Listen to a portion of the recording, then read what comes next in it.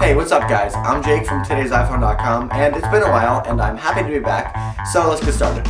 Alright, now obviously the biggest thing happening in the past 2 weeks is AT&T's purchase of T-Mobile USA. Now, for a while it looked as though Sprint was going to purchase T-Mobile, but at the last moment AT&T jumped in with an offer of around $40 billion and Deutsche Telekom, the company that owns T-Mobile USA, was happy to accept. If you think about it though, the AT&T T-Mobile merger makes a lot more sense than the Sprint T-Mobile merger, just because AT&T and T-Mobile are both GSM carriers, whereas Sprint is a CDMA carrier. Now, customers of each respective carrier won't see any changes for about 12 months, but after that time things are going to start picking up.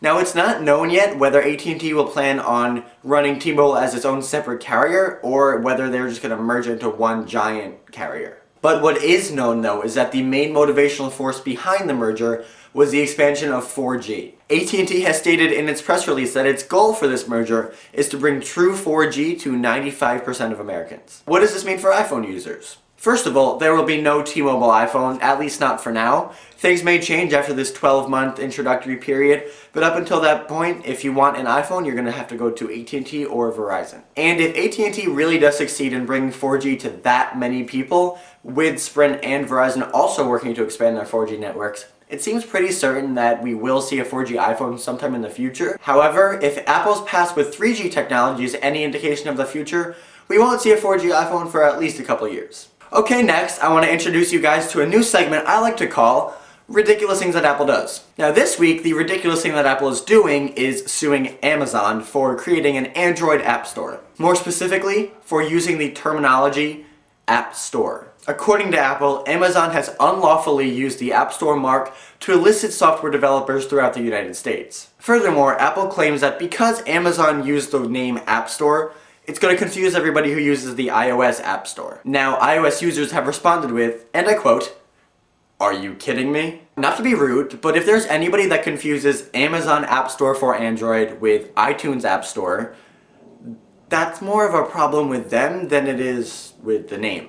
Now, in a related story, Apple is also suing Earth after a disgruntled customer tried to eat a turkey and cheese sandwich, but instead got a mouthful of sand because the names are so similar. Alright, moving on. You may have noticed that as June gets closer, the amount of iPhone rumors floating around the web has grown exponentially to the point where it's not an exaggeration to say that there's a new iPhone rumor at least every week. And recently it's become hard to keep track of just what everybody is thinking. NFC, no NFC, 4-inch screen, no 4-inch screen, curved metal back, straight glass back. You get the idea. So that's why I want to tell you guys about this really cool infographic from the guys at nowhereelse.fr. Now this thing is huge, so I probably won't be able to put the full thing in the video, but it is basically a map of every iPhone 5 rumor out there right now, as well as an indicator of how likely this is to come true. Just to give you a taste of what it's like, they give the 4-inch screen an 80% chance of making an appearance on the iPhone 5, while they give the rumor of no home button just 20%.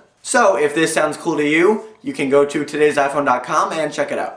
Alright, next, in iPad 2 news, the device launched in 25 more countries on Friday. Now, if you were wondering how the price of the US iPad stacks up to the rest of the world, an Italian website called setib.it has released a chart of prices from every country that the iPad 2 is available in. Americans will be pleased to learn that they still have the lowest price out of any other country, followed by New Zealand and Australia. Customers in Sweden and Norway will be not so happy to learn that here the 16GB Wi-Fi only iPad costs $499, but over there it costs up to $700. That's for the lowest end model. You can try eBay.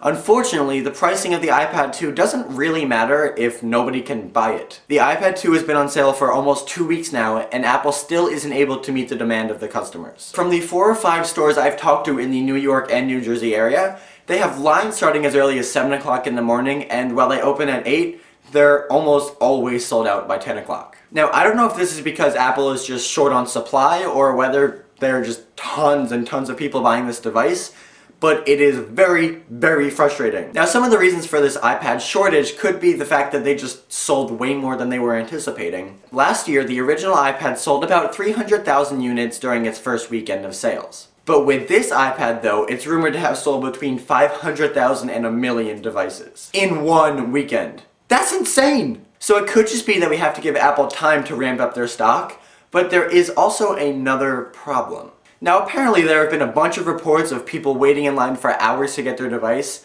but everybody in front of them buys two, so the device sells out twice as fast and they don't get one. Not cool. Now, if you'd rather just order it online and wait, the estimated time for all models, Wi-Fi, Verizon, and AT&T is 3 to 4 weeks as of March 27th. And at this point, it might take that long for Apple to get an adequate stock in their stores anyway, so it might be the safer and easier way to just order it online. Now, if you're following me on Twitter, which you should totally do, by the way, you'll know that I've had trouble with Apple stores having no iPads in stock when I want to go buy them. But I want to know what you guys think about this. Did you wait in line for 12 hours the first day and get one? Or have you been trying to get one recently and not been able to because of lack of stock at your local Apple store? Let me know in the comment section down below. Okay, moving on. iOS 4.3 came out a couple weeks ago, and for the most part, it's been a good, albeit minor, update for iOS devices. However, a certain number of users are experiencing some issues. More specifically, they claim that the battery life on their device has taken a dramatic turn for the worse, often running out completely in less than a day. Now, I personally haven't noticed any problem with my iPhone 4's battery life, but has anybody else had any problems with their iPhone or iPod Touch or iPad running out of battery way faster than it should? The comment section is in the same place as last time, which is down there. And finally, you may have noticed that my iUniversity article went live a day later than usual. That's because from this week on, the iUniversity articles will not go live on Thursday anymore. Instead, they will go up every Friday. So make sure to check those out. Well, that's it for this week, guys. Thank you very much for watching, and remember, if you have any comments or questions, definitely feel free to follow me on Twitter at TIPJake, and I will answer questions to the best of my ability. And as always, for more news, views, and reviews, don't forget to check out today'siphone.com.